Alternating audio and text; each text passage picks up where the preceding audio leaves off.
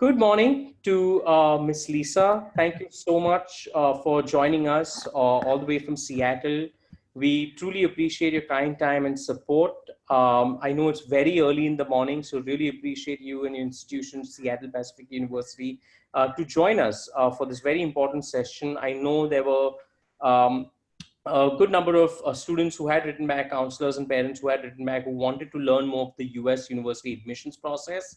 And it's so nice to hear that even your topic is a 101 admissions topic that matches the workshop series. So I know there was good interest among the students. So thank you so much to all the attendees. Good evening. I know it's late in the evening, but we truly appreciate your kind time in joining us. As you know, from the outreach emails that were sent, we have Miss Lisa Hirayama from Seattle Pacific University, who will be speaking on the session topic, US University Admissions 101. So the first 30 minutes will be about her topic. And then of course, the second 30 minutes will be about her institution, which is Seattle Pacific University. As always, Ms. Lisa will be very happy to answer your questions. So please feel free to keep them coming in the chat, in the Q&A box. And once Ms. Lisa gets a little time from a presentation, she'll be, of course, answering these questions. So without further ado, I'm going to hand over the stage and the microphone to Ms. Lisa. Ms. Lisa, thank you so much for joining us. I wish you all the best. Thank you. Thank you. Thank you so much. Hello, everyone. I bring you greetings from an early morning here in Seattle, but I'm happy to be with you and have this chance to talk a little bit with you about higher education in the United States and the admissions process.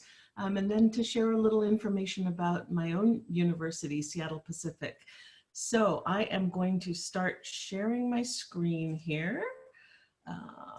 Give me just a minute. Okay.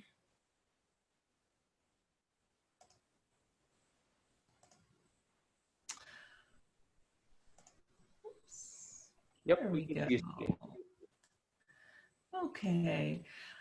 As I'm talking, I invite you to put any questions that come up for you in the Q&A box. You're welcome to do that as we go along.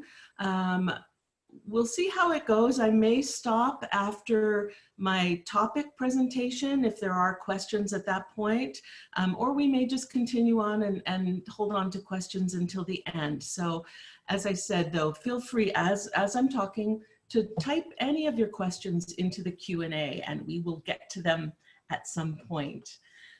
So my plan is to talk with you a little bit about higher education in the United States, how to find the right fit, what to look for, and then what to expect in the admissions process. So first, just a little bit about me. I'm originally from the East Coast of the United States, from outside of Boston, Massachusetts. I've lived in Seattle, though, now here on the West Coast for more than 30 years. So this is home now, but my original home and all of my extended family is on the East Coast. As a child, I spent a few years living in England and then in Denmark. Spent some time in Japan as a high school exchange student and then went back again for a college study abroad period of time.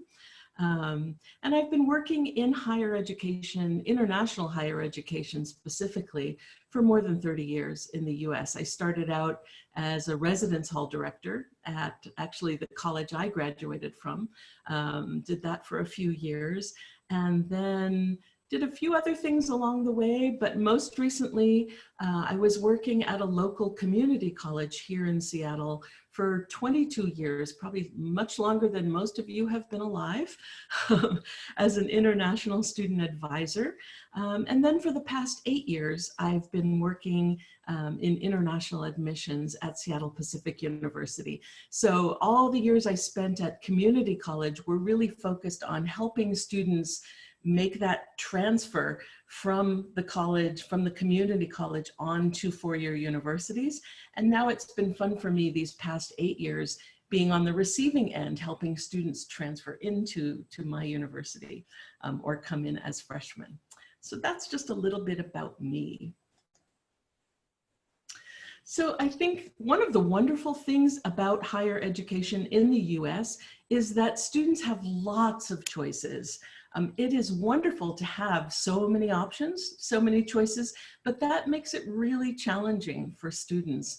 In this large country, you have a choice of over 4,000 different colleges and universities. So that can make your job very challenging if the US is the place that you're focused on for coming for your university education. So what are some things to think about, some things to consider as you look for the best fit for yourself? First, before I talk about that, I want to just talk about some definitions. In the US, we talk about colleges, we talk about universities.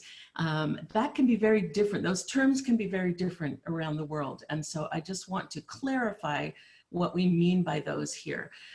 Both college and university refers to post-secondary education. So some sort of higher education after high school. Typically, a college is a smaller school and focuses primarily on undergraduate education. And then on the other side, a university typically is a larger institution and usually includes postgraduate programs such as master's and PhD programs. In the US, we typically just use the term college sort of generically when we talk about what you're doing after high school. So I would say, even though I work at a school that has the term university, Seattle Pacific University, I would say that the students at my school are college students. So we tend to use that term when we talk about what you're doing as a student at a college or university. Most recently in the US, there has been a trend, at least in this part of the country, for what we've always referred to as community colleges to become colleges. They're dropping the term community out of their name. Typically, a community college offers a 2-year degree program. And we'll talk more about community colleges in a minute. But some of those community colleges are beginning to offer just a small number of bachelor's degree, 4-year degree programs, and therefore are dropping the term community out of their names. So that's making it even more confusing, honestly, for students coming from outside the system, and even for students from within the US, it can be confusing. When we talk about public schools versus private schools, typically a public school, or sometimes we call them state schools, the public schools receive a substantial amount of their financial support from the state in which they're located or from the US federal government. Private schools, on the other hand, do not receive any state or federal money. So they rely exclusively on money that comes to them from student tuition and from private donations to the school. So typically tuition is higher at a private school. And private schools also, every student pays just one tuition fee. There's no difference between in-state versus out-of-state. You do find that at the public schools where residents of that particular state will pay a lower tuition rate because they're taxpayers in that state, and their taxes help fund that school. So there is a differentiation there at the state schools or the public schools, but at the private schools, tuition is the same for everyone. However, and we'll talk more about this, private schools, even though typically their tuition might be a little higher, they often have much more generous scholarships available, whereas public schools often have no scholarships available. So we'll talk a little bit more about that later. And unlike in some countries, I know that a private school tends to have a reputation of lesser quality. It's exactly the opposite in the US. So typically private schools have kind of a general reputation of being higher quality or a bit more prestigious than public schools. But having said all of those things, there are exceptions to every rule. So everything that I've just said, you'll find things that don't fit those particular definitions or rules. But these are just kind of typically what we mean by these different terms. Okay, so jumping into my topic here. So what are some things to think about when you're looking at higher education in the United States? The first thing to think about is the location. What kind of experience do you want? Do you want to be in a city environment where your campus is in the middle of a large city? Do you want to be in a rural area where perhaps the college or university that you're attending is really the center point of the small town that it's located in? Or do you want something in between, maybe a suburban type of campus, which is not right in the middle of the city, but just outside in one of the outlying areas to that city? Lots and lots of choices of the type of university environment you're looking for. And then what part of the country are you interested in being in? This, like India, this is a large country and with a lot of diversity in the type of geography, the type of climate. So do you want to be on the West Coast? Do you want to be on the East Coast? Do you want to be in more of a tropical area? You could go to school in Hawaii, for example, or Southern California or Florida, where the weather is pretty much the same year round. Or do you want to be in a place that has seasons? Do you want to be in the mountains? Do you want to be in the middle of the country? Is it important to you to be near the ocean? So lots of choices that are going to impact the kind of experience you have. And then what kind of climate do you want? As I said, this is a very diverse country. You can be in a climate that has all 4 seasons with very hot summers and very cold winters. You can be in climates that are a little bit more moderate, like we have here in Seattle. In Seattle, we have all 4 seasons, but not to the extreme that some parts of the country have. Yes, we have winters that are cool. We have summers that are warm. So what kind of climate? Do you want to be in the desert Southwest where it's warm and very dry? Lots of choices for you.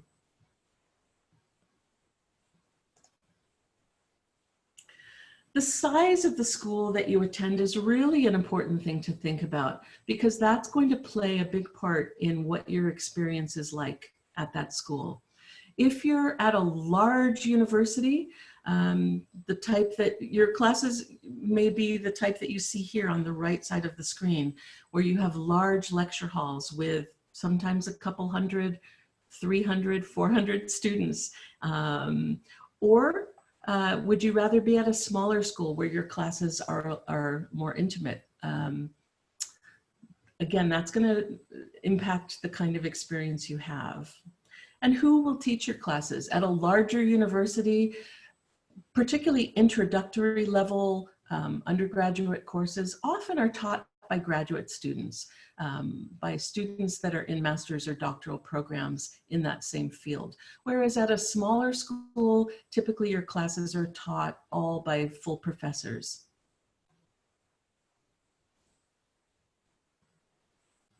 Another thing to think about is, do you want to live on campus? Is that on-campus living experience important to you? Some universities, particularly larger universities, may not have enough on-campus housing for all students, whereas others have plenty of on-campus housing for students of any year. So it's important to look at what's available and to think about what is important to you. Do you want to live in a residence hall on campus? Would you prefer to live off campus in your own apartment? Are you interested in living with a host family? And what options are available at the universities you're looking at? And then it's important to do a little research on the campus life of the schools that you're looking at and to think about what's important to you. So what activities have you been involved in as a high school student? And do you want to continue with those activities when you're in college? I say as an American, during your university years. Are you looking to be involved with music groups or sports? The picture on the right screen of the screen here is from Ohio State University, which is probably the largest university in the US with 40,000 undergraduate students. That school, as a big state school, has a very strong football culture where there's a lot of loyalty to the university around their football program. That is common at a lot of the larger universities. So are you interested in being part of that football culture? So it's important to try to get a sense of what the feeling is like on the campus and what kinds of activities are available to you. I also want to point out that in the US, we have a number of universities that have special affiliations or focuses. So think about that. So for example, we have a number of schools that we call historically Black colleges and universities. They were started, in most cases, more than 100 years ago to educate African American students, and they still are predominantly African American. We have schools that are part of a Christian college and university connection. We have schools like down in the bottom corner, Gallaudet University, which is a school specifically for people who are deaf or hard of hearing. We have schools that are focused on a particular type of studies, music conservatories, for example, or art schools. We have schools that are all women. We have a couple that are all men, but more typically schools started as all women's universities, and many of them continue to be all women.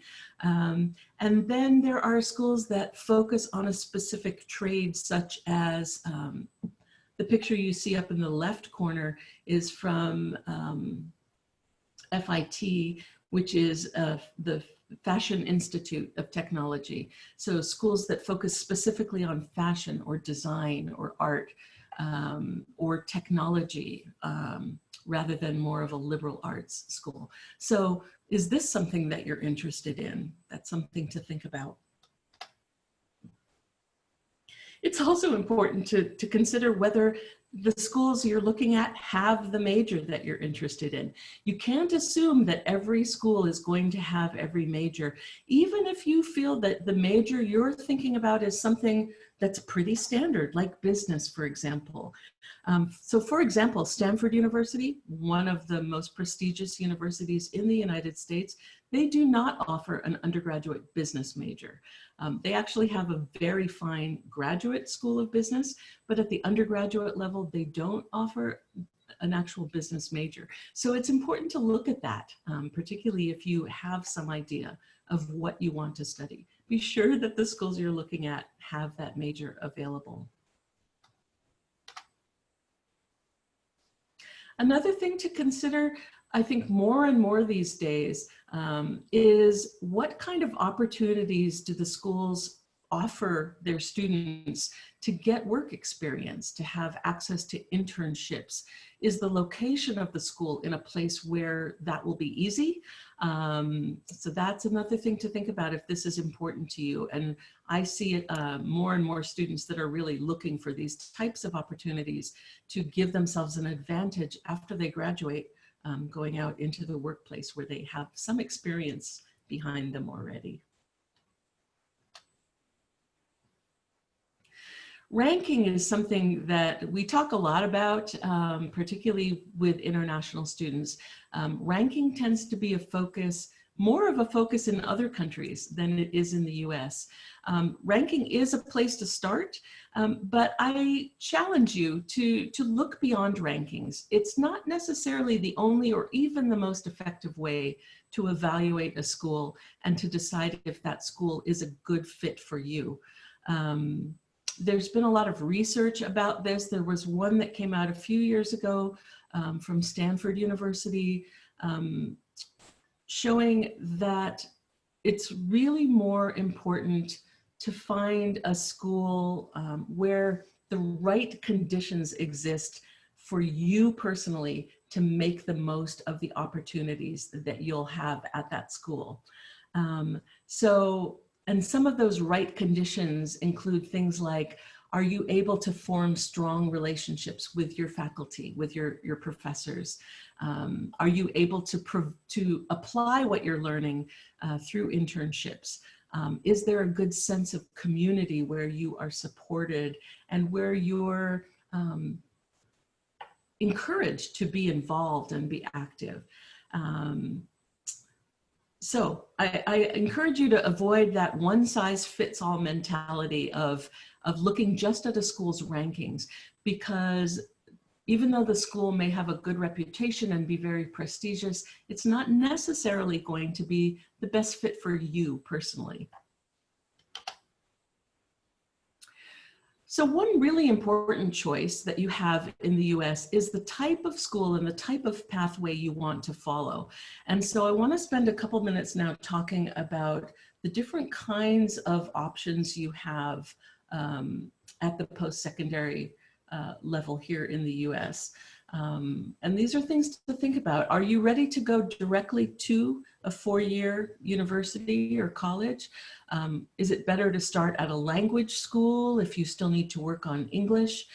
Or would what we call the 2+2 community college option be a better choice for you? And I'm going to explain a little more about what that is. So there are a few different pathways to a bachelor's degree here in the US.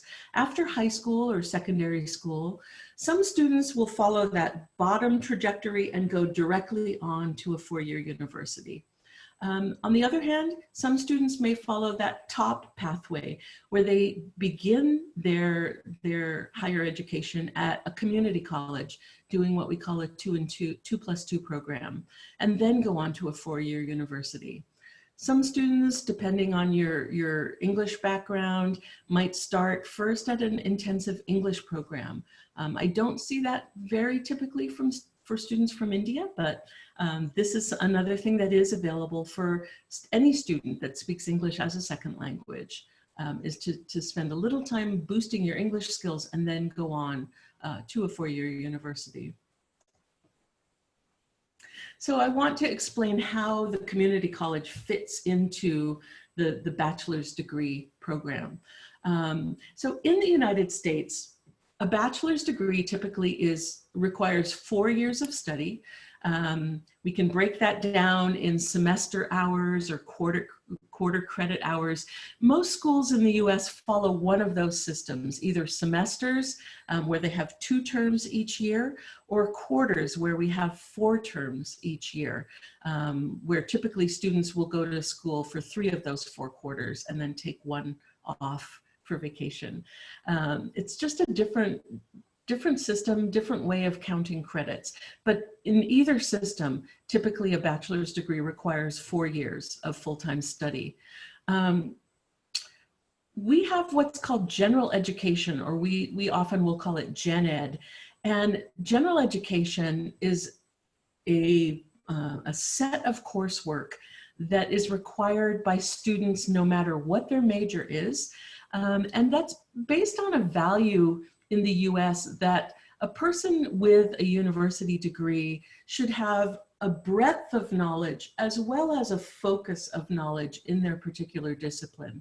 But general education classes are going to give you not only information about a particular discipline, but they help you gain important skills that cross any discipline. So you'll be learning how to think critically, how to analyze, about communication skills. Those are skills that are going to be important to you in any career, no matter what your discipline is. And so typically in the US, the first 2 years of your bachelor's degree program are focused on that general education. So whether you're an engineering or a computer science major, an art major, a psychology major, a music major, all of you are still going to have a set of general education requirements. And these are going to be classes in humanities, arts, social sciences, the natural sciences, a little bit of mathematics. So in your first 2 years, that's really what you're focusing on, as well as some specific, what we call prerequisite classes to get you ready for the major that you're intending. And then in your third and fourth year, that's really when you're going to focus on your major specifically. So in the community college, we refer to that as a 2+2 program, where the community college offers those first 2 years of university education, where you're really focusing on your general education and preparing for your major. Community colleges also typically have ESL classes available for students that need more work on their English. And then students can stay at the community college for 2 years, finish what's called an associate's degree or a 2-year degree, and then transfer onto a university for the 3rd and 4th year. So this is one pathway that is available to you. Some of the reasons students will start at a community college, first of all, because ESL or English is available. So if you're maybe not able to meet the English TOEFL or IELTS scores that are required for most universities, you might start at a community college. Community colleges, typically the tuition is lower than the 4-year university, so it's a way to save some money. Classes tend to be small. The community colleges also offer technical training programs for students that don't want to go on to a university. They can do more of a job training type of program at a community college, as well as an academic training program. Or for students who frankly didn't do very well in high school, but want kind of another chance to get into a good university. It's a chance for them to almost start again and prove that they can do well. So a chance to improve your academics. On the other hand, some students will come directly to the universities if they don't need ESL, if they just want to be part of that university community right from the start. If they want a residential experience living on campus, community colleges typically do not have dormitories, although some do. If they just want the consistency of being at the same school for all 4 years, and if they don't want to have to worry about transferring their credits from the community college to the university, typically that's more of a concern if you're transferring to a university in a different state. I'll talk a little more about this, but in my state, in Washington, the university where I work, we have partnerships with all of our community colleges in the state. So it's actually very easy to transfer from the community college to the university. You will know exactly how your courses will transfer, and we have transfer agreements which make it easy to do that without losing any time or losing any credits. And then, as I mentioned, some students will want to start at an intensive English program. Particularly, I see students who aren't looking at going on to university, but just want an experience in the United States for a shorter term. They might choose this option. Many intensive English programs do have partnerships with universities as well, so that is something to look at.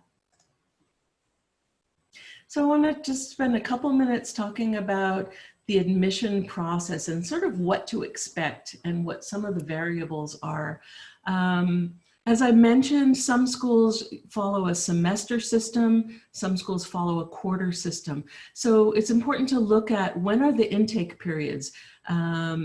Semester systems will have typically 2 intakes in their fall semester or their spring semester.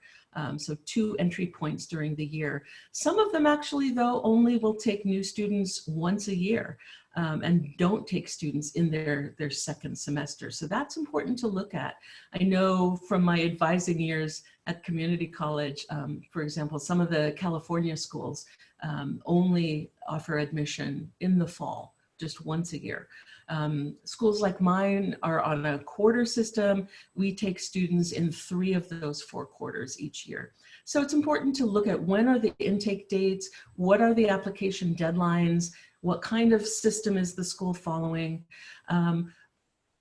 You'll see terms like early decision and early action. Early decision is something that often is an option at particularly the very competitive universities where you can apply early decision, and that means that if the school accepts you, you agree to give up your application to any other school. If they accept you, you will go there. It's clearly your first choice. That's early decision. Early action is another non-binding system that some schools will follow, where they'll give you an earlier decision and there may be some benefits to applying early, but you're not locked into attending that school. And then some schools have different scholarship opportunities based on applying early, for example. So look at those things. Number two here, does the school do what we call rolling admission or more of a traditional admission? Traditional admission means that you will not get any decision until after the application deadline. Once that deadline comes, the schools look at all of their candidates and they choose the students they want and offer admission. Rolling admission, on the other hand, means that once your application is complete, the school will make a decision about you and offer admission or not. So they do that on a rolling basis. You need to look at what materials are required. It can be slightly different at every school. Typically, there's an application that'll include an essay or two. Schools will want your high school transcripts or records, test scores. Some will want official versions, some will take just unofficial copies. Test scores may or may not be required. English proficiency requirements can vary from school to school. Letters of recommendation often are required, but not always. And some schools, particularly very competitive schools, will require an interview. That doesn't mean you have to be able to go to campus, but they might set up an interview online or with an alumni or a visiting admissions counselor in your area. So that's something that you may see. Schools will typically offer lots of visit opportunities. And right now, with the pandemic that's going on all around the world, more and more schools are offering virtual opportunities to visit. So look for those. And then typically, we have what's called National Decision Day. May 1st is typically the deadline for first-year students to let the universities know their decision, if they're coming or not. And universities will require a deposit at that point. Some schools, that is the end. There is no extension. There's no opportunity to apply after that date. Other schools are much more flexible about that. So it's important to look at each school's system. And these are just my bits of advice to you. Participate, be involved in your current school, in your community. US universities love to see that. We love to see what you've been involved with outside of school. Don't ever apply to just one school because you never know what's going to happen. As you're getting ready to fill out your applications, make yourself a list of things you've done, activities, hobbies, volunteer work, paid work that you've had. This is not a time to be shy or humble, but you want to tell us everything you can that's good about you and that makes you special. And start early. This process can take some time. Visit universities if you have the opportunity, even just virtually. Usually schools will make opportunities available for you to connect with current students at the school, so take advantage of that. Ask for what you need. I have students ask me frequently, could you connect me with one of your students from India or someone in the computer science department? I'm coming to visit next month. Could you arrange for me to visit a class? All of those things. Don't be shy. Ask us. That's why we're here. On the application itself, answer every question and be sure that you proofread your application. I can't tell you how many application essays I read where students accidentally leave the name of another university in their essay and not the name of my university, and that's just not proofreading. So be careful about that. So I want to now move on to talk about Seattle Pacific University. Before I do that, it looks like there are a few questions here. So let me get to those and then we'll move on. Let's see. So would colleges in general not have any research facilities? Good question. That depends. No, I would say that most colleges, even though they're smaller, and more focused on undergraduates. They do have research facilities. So students in the sciences and technology areas definitely have research opportunities. It's going to depend some on the school. Their faculty at the smaller schools and at the focus at the undergraduate level, faculty typically are involved in their own research, but they are the ones teaching the classes, whereas at a larger university, often the faculty are more involved with their research, more involved with their graduate students, and they let those graduate students teach the introductory level classes. But you're going to need to look at each school individually, but most colleges do definitely have research facilities available. Are there any differences between a public and private university when it comes to learning outcomes, majors offered, professors' office hours, and student faculty ratio? These are great questions. I think that's really more of a difference between large schools and smaller schools, rather than public and private. So at a larger school, you're going to have more majors offered. For example, at my school, which is a small school, yes, we offer engineering, but we only offer 4 different fields of engineering. Whereas at a large university, you might have 10 different fields of engineering majors available. So that's more dependent on size. Professor office hours, every professor is required to have office hours. I think that's going to depend on the professor. And again, it might make a little difference whether it's a small or a large university. Student faculty ratio definitely depends on the size.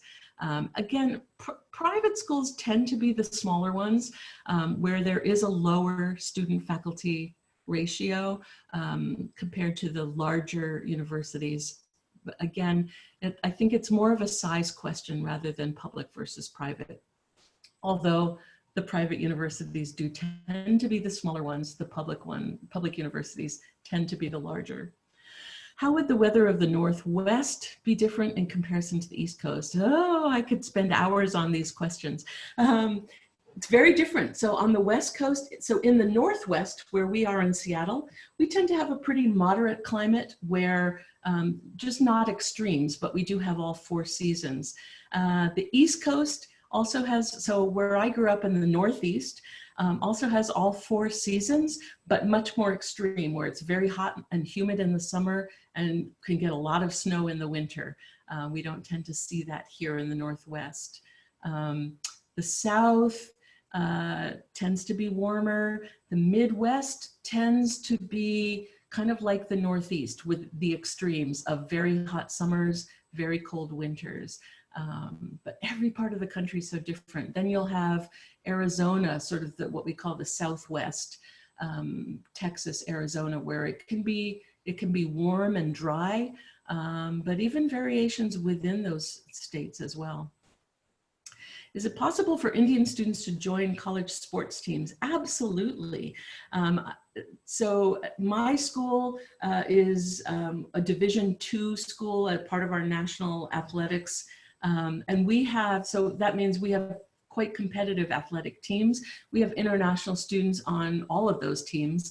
And definitely Indian students can certainly join college sports teams.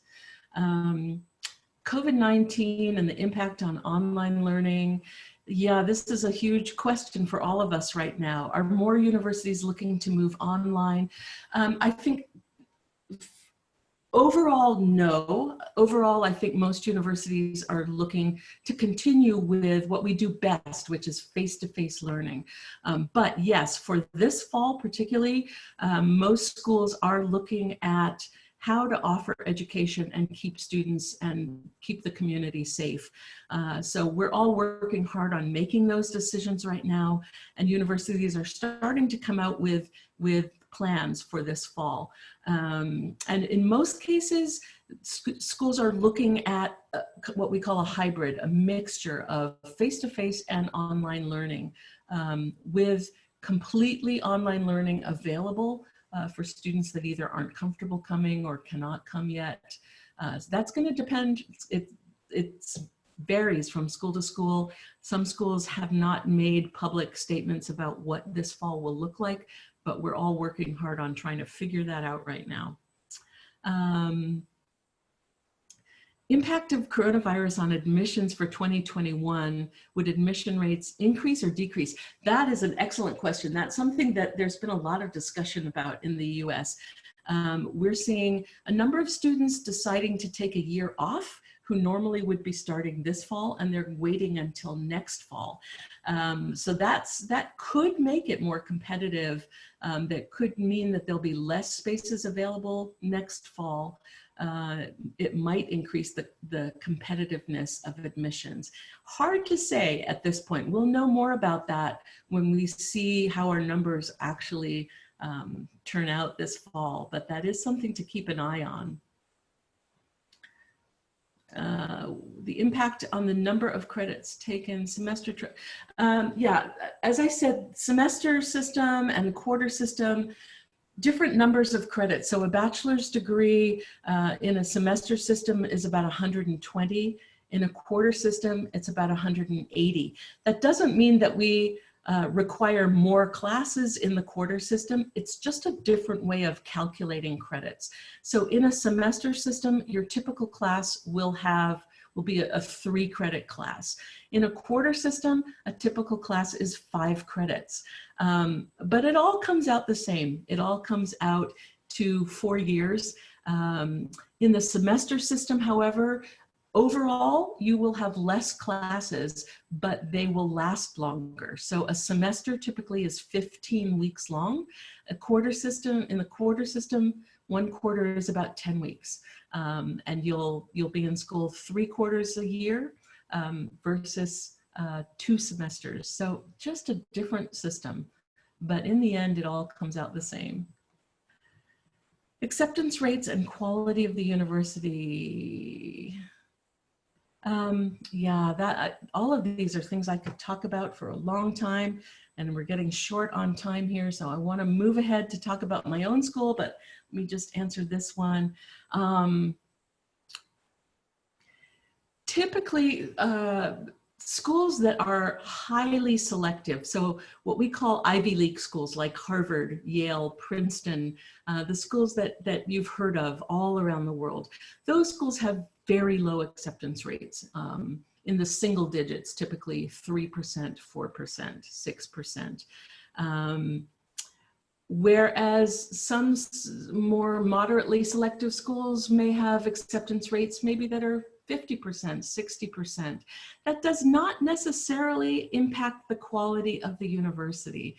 So there are a lot of really wonderful, high quality universities that have not been heard of around the world. It's interesting to me with students coming from other countries, schools that we think of as very prestigious, well-recognized schools in the United States, people in other countries have never heard of.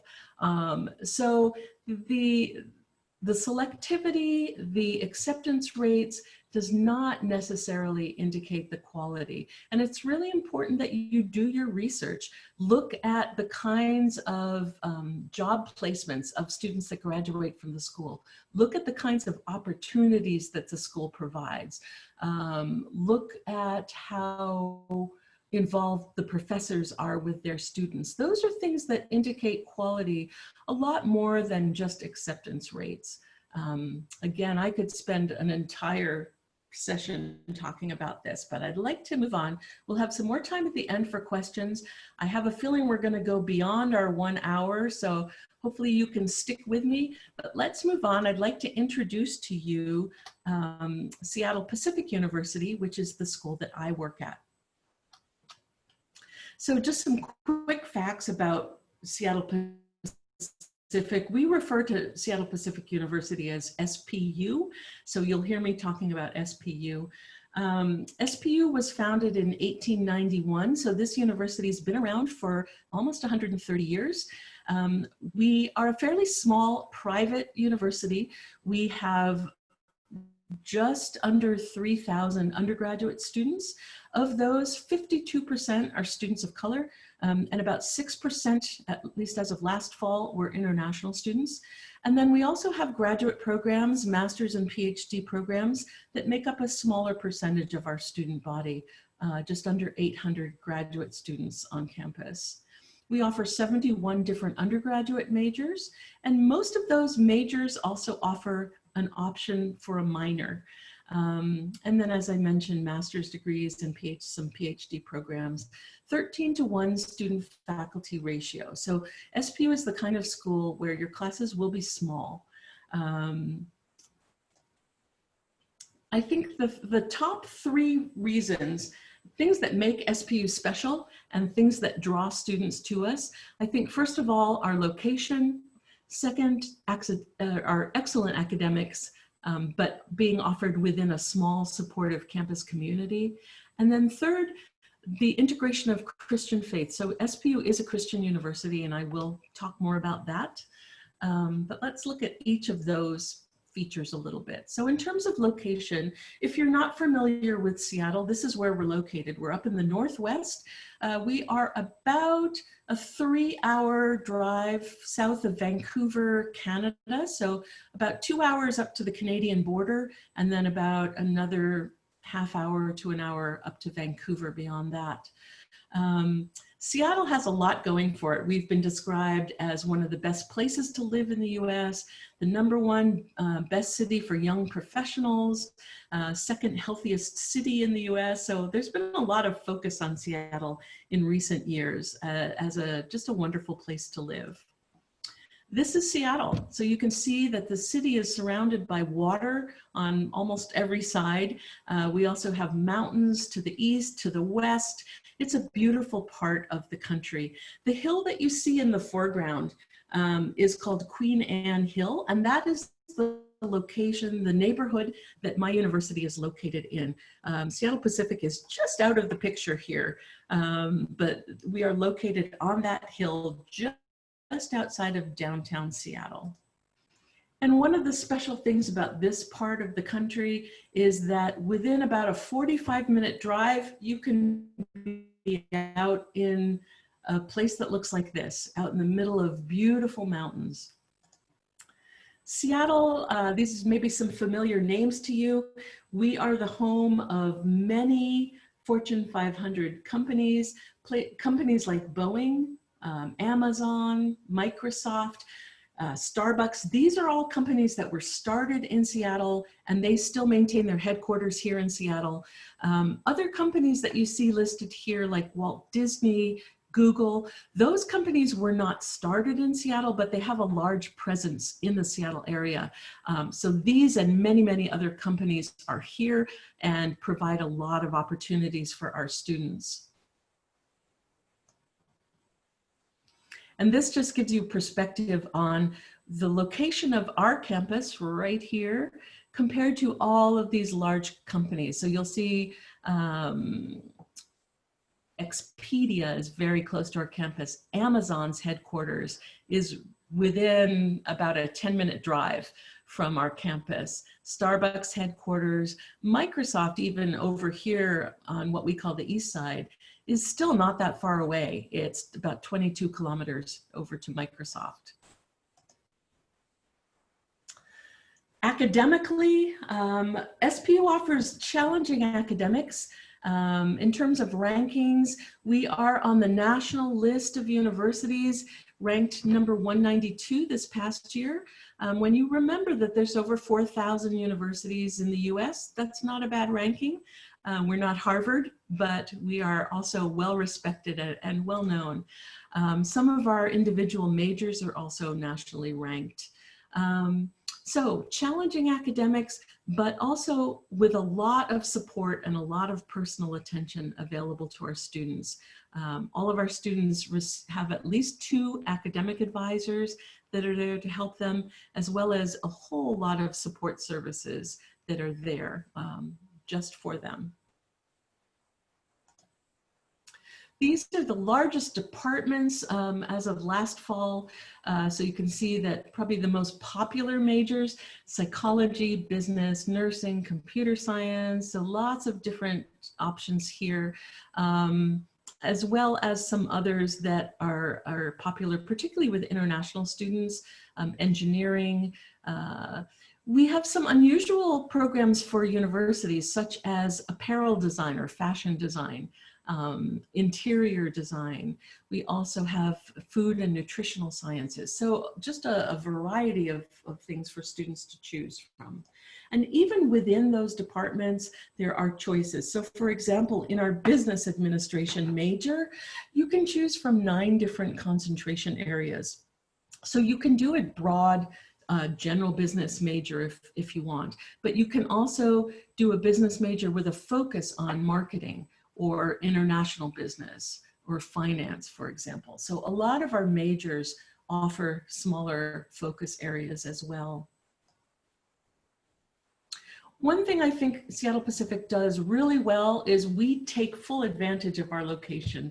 Being in the city of Seattle with all of the local industry that we have provides so many opportunities for students. And we work hard at helping students get opportunities to connect what they're learning in their classroom with the real world of work.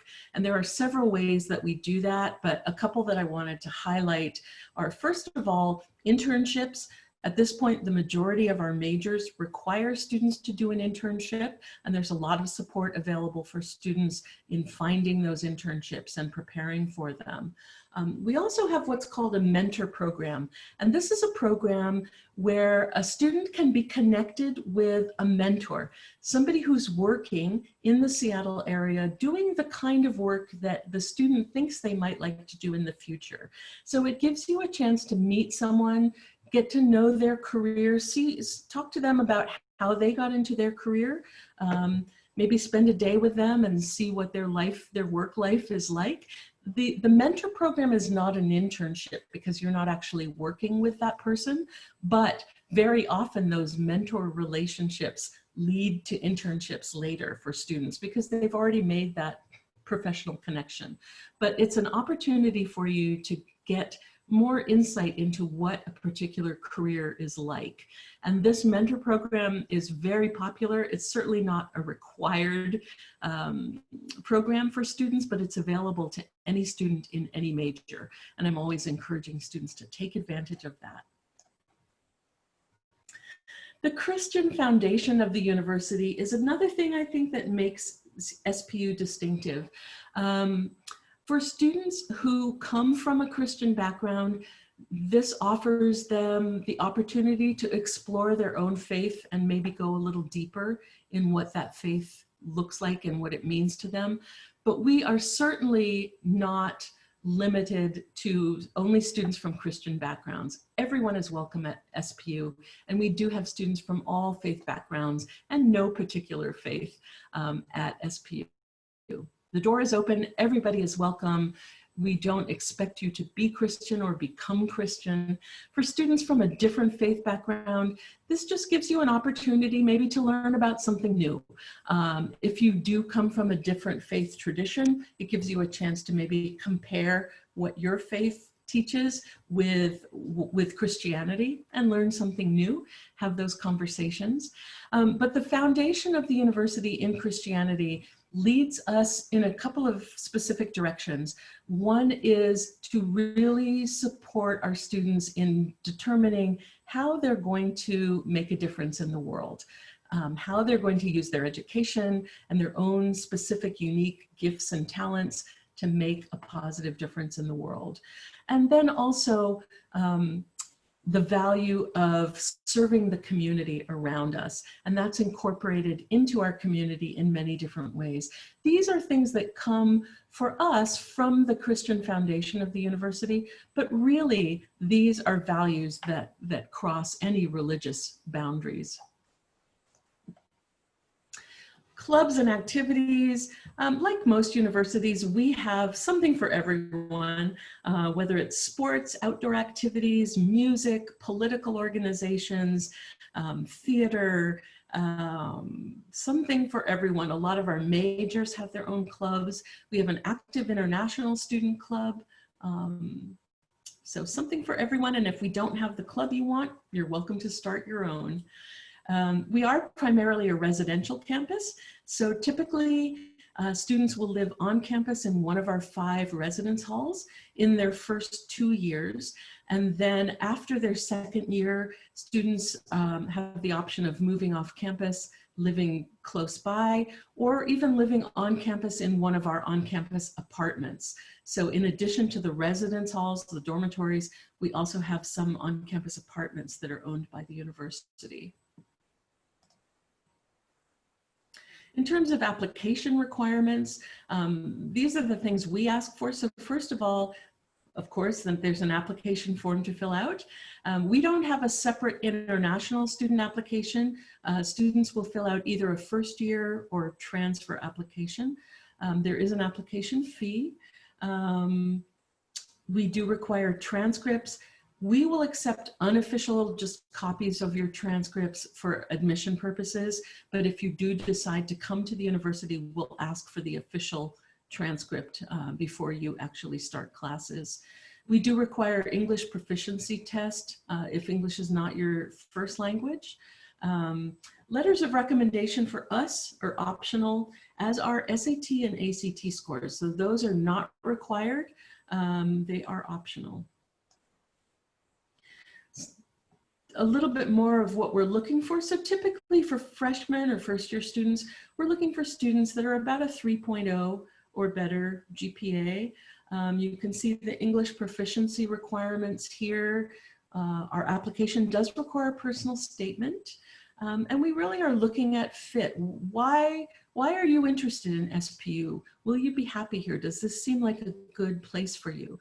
And one of the things I like best about my job is that I'm at a small school. And so I'm not reading thousands of applications every year, but I really have time to look at each student individually and consider them as a unique person. It's not just all about your grades and your test scores, but life happens. And so sometimes those things are impacted by things that have happened in your life. If that's the case, tell me about that.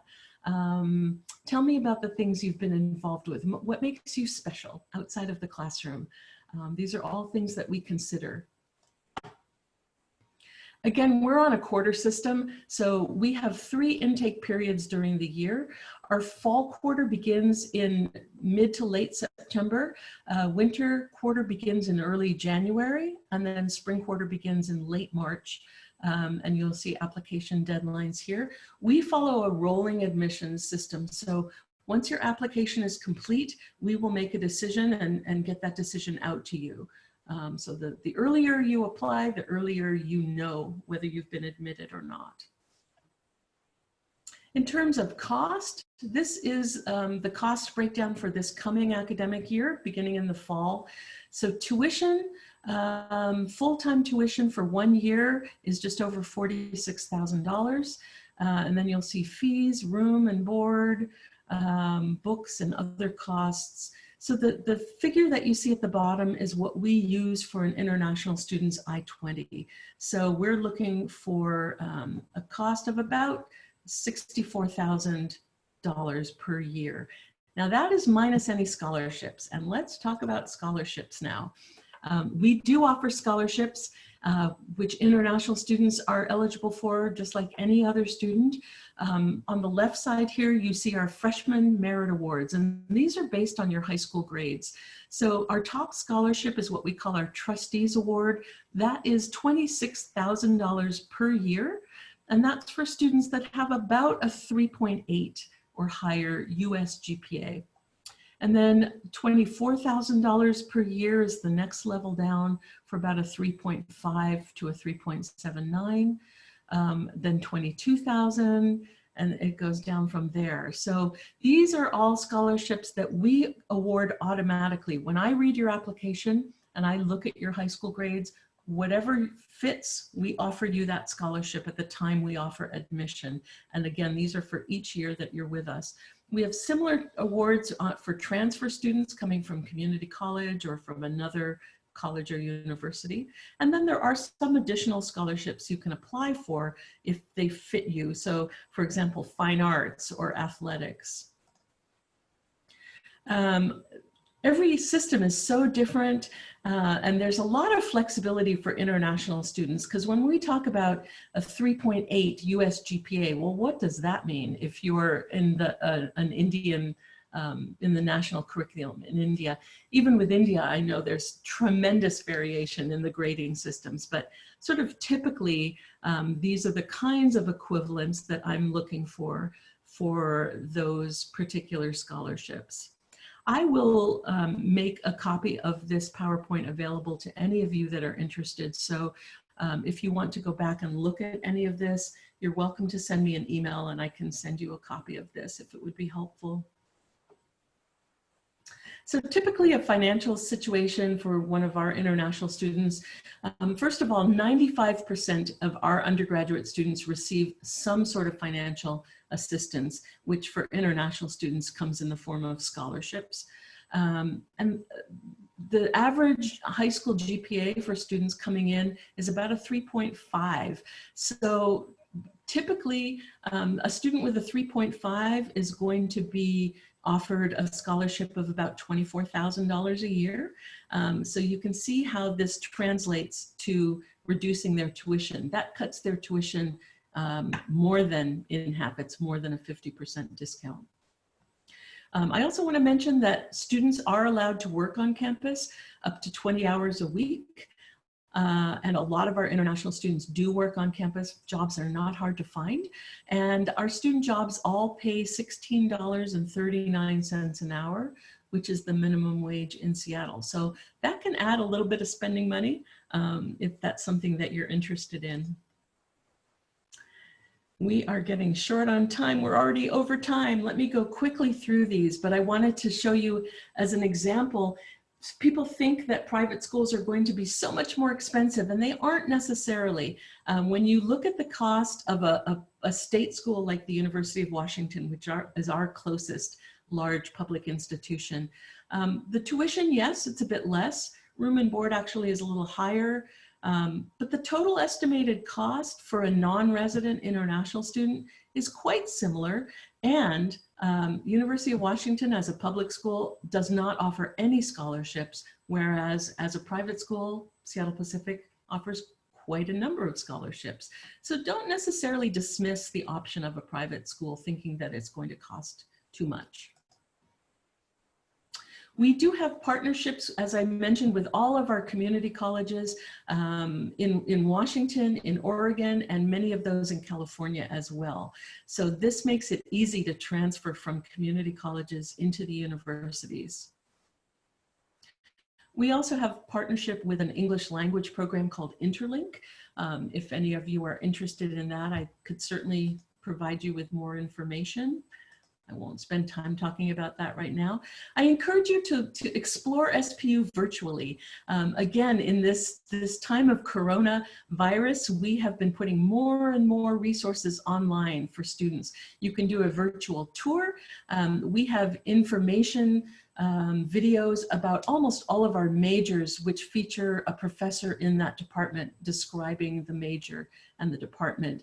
A lot of things available here. So I encourage you to check those out. If there's something that you're looking for that you can't find, I hope that you'll just send me an email. I'd be happy to send you a link and help you find what you're looking for. You'll see my email address right here. It's just international@spu.edu.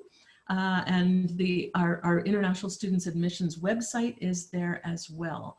So I feel like I'm speeding through here at the end, but let's get to some questions. I see quite a few in the box here. I'm going to stop sharing my screen now and go back to a larger view. Okay, questions. Let's see, where are we? Does your business school help with career and internship opportunities? Yes. So business is one of the majors that requires students to do an internship. Typically, they'll do that internship either the summer between their third and fourth year, or at the beginning of their 4th year. And in that department, students actually take an internship preparation class where they'll get help with figuring out what kind of internship experience they want. They'll get help with writing resumes. They'll be connected with our career center, and that career center can help them with specific internship connections and looking for places to do those internships. So yes, you're not just sent out to find the internship on your own. There's a lot of help and support available for that. Campus life and activities and what it's like to live in Seattle. Oh my gosh, all of these I could tell you about for hours. I'd encourage you to look at our website. There's a list of all the different clubs and activities. Our campus is about 10 minutes from downtown Seattle, but we are in a quiet, residential, beautiful neighborhood. So it's sort of your typical American campus with nice trees and big grassy areas, but literally a 10-minute bus ride into the big, tall buildings of downtown. Seattle is a fabulous place to live, and I'd be happy to communicate with you more about this if you like, maybe connect you with students that could answer those questions more as well. Preferred IELTS, do we prefer TOEFL, IELTS, Duolingo? We don't have a preference. Any of those is just fine. Right now, because the TOEFL and IELTS test centers have been closed, Duolingo has been the easiest and, quite frankly, the cheapest option for students, although IELTS and TOEFL also are offering online options right now, but really any of those is just fine. There's some flexibility too, and this is something to ask schools about. So for example, if you're in an IB program, if your high school follows the IB, I will not require one of these English tests if one of the subjects you're doing in IB is English A, for example. So there's some flexibility with these. Which is the next question. Would I get a TOEFL waiver if I'm an IB DP student? So most likely, yes, particularly if you're taking English as one of your subjects. Would the I-20 bank documents need to be submitted at the time of admission? That depends on the school. For us, no, we don't require those financial documents as part of your application. But if you are admitted and if you decide to join us, then yes, then we have to require your financial documents before we can issue the I-20. That's a government requirement. But for us, we don't require those at the time of application. I'd like to learn more about merit-based scholarships and the GPA. As I said, those are based on your GPA. There's a lot of flexibility for international students because every system is so different. So, you know, a 3.5 in an IB program, the equivalent of a 3.5 is not the same as a 3.5 from a US public high school. And I know that. And so again, there's a lot of variation and flexibility there. I'd be happy to talk with you about your own specific situation. So feel free to email me if you want some more information about that. And I'd like to pursue a double major in business and political science. Absolutely. We have a lot of students that choose double majors. Some will even choose 3. Depending on how different the majors are, you can do as many as you want. But if you're doing something like engineering and music, those are so different. There's not going to be a lot of crossover in the classes that you take. And so that might take you more than 4 years. But you certainly, business and political science, there would be quite a bit of crossover, and you could probably easily do those in 4 years. Some students will do a major and a minor as well, just a smaller focus area. So definitely those are options. How can students apply for research and teaching assistantships? We, again, because we're a small school, we don't have teaching assistantships on campus. That's something that you would find at a larger university. And typically, teaching assistantships would be held by graduate students. Our university for research, however, there are a lot of opportunities. Our biology program, our psychology program, for example, students have access to research that typically would only be found at the graduate level. So that's something to look at school by school, but I can tell you that at Seattle Pacific, there are a lot of research opportunities available to students. How do internships work? Does intern during the summer affect OPT? So OPT is a benefit that international students have after they graduate, where they're allowed to work in the US for up to 1 year full time at something related to their studies. If their major was in a STEM area, they can extend that 1 year for 2 additional years, up to 3 years. That's what we call OPT, or optional practical training. The government also has what's called CPT, or curricular practical training. That is work experience that you can do while you're a student. It's typically work experience that is required in your major. So students will typically use CPT to do their internship, and that means that it can be a paid internship. As long as you don't use a full year of CPT, curricular practical training, then you still have your full OPT period. So there, you have to be a little careful that you don't use too much curricular practical training time that would affect your eligibility for OPT, but typically it won't. You can do both. Would it be possible to share some information about your Indian students? Yeah, right now, so we have, as of last fall, we had about 190 international students on campus. Indian students, this is at the undergraduate level, I believe we had about 6 or 7 Indian students, so it was a smaller population. However, there are Indian students, that's only the F1 international students that I'm talking about. We have a number of Indian students that are on a different type of visa. They might have parents that are here working. A number of Indian students that come to mind whose parents are working at Microsoft, Amazon. And then we have some who are permanent residents of the US, so we don't count them as international students. But it's quite a diverse population on campus. But Indian students is a growing population among our international students, but still fairly small at the moment. We actually have a larger number of Indian students at the graduate level. So we have a number of Indian students in our MBA, cybersecurity, business, master's programs. So there's a small but growing Indian community on campus. Campus safety for our university. Yeah, you know, we are in the city.